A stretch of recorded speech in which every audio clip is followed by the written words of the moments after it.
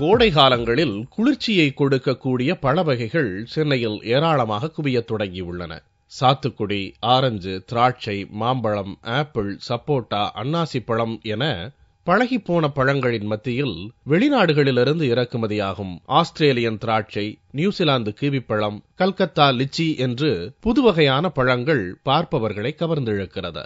இவை ஏப்ரல், மே, ஜூன் மாதங்களில் அதிக அளவில் வருவதாகவும் வாடிக்கையாளர்கள் மத்தியில் இவை அதிக வரவேற்பை பெற்றுள்ளதாகவும் பழ வியாபாரிகள் தெரிவித்தனர். ஏப்ரல், மே, ஜூன்ல ஆஸ்திரேலியாவில் திராட்சை வருது.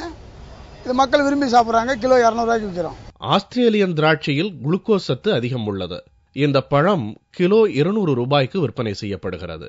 நியூசிலாந்து கிவிப்பழம் கிலோ 200 ரூபாய்க்கும், கல்கத்தா லிச்சி 120 ரூபாய்க்கும் விற்பனையாகிறது. இம்போர்ட் ஐட்டம் நிறைய வரும்.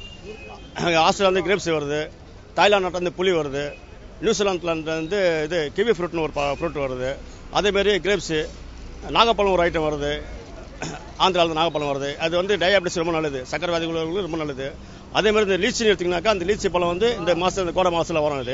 இது நாங்கள் கிலோ 200 வைக்கிறோம், 160 கிலோ வைக்கிறோம். இந்த கோடை காலத்துல அதெல்லாம் கிடைக்கும், மற்ற நாள்லாம் கிடைக்காது. இந்த ஆச்செல்லாம் இந்த வெளிநாட்டு பழ வகைகள் பார்ப்பதற்கு மட்டுமின்றி சுவைப்பதற்கும் இனிமையாக உள்ளன.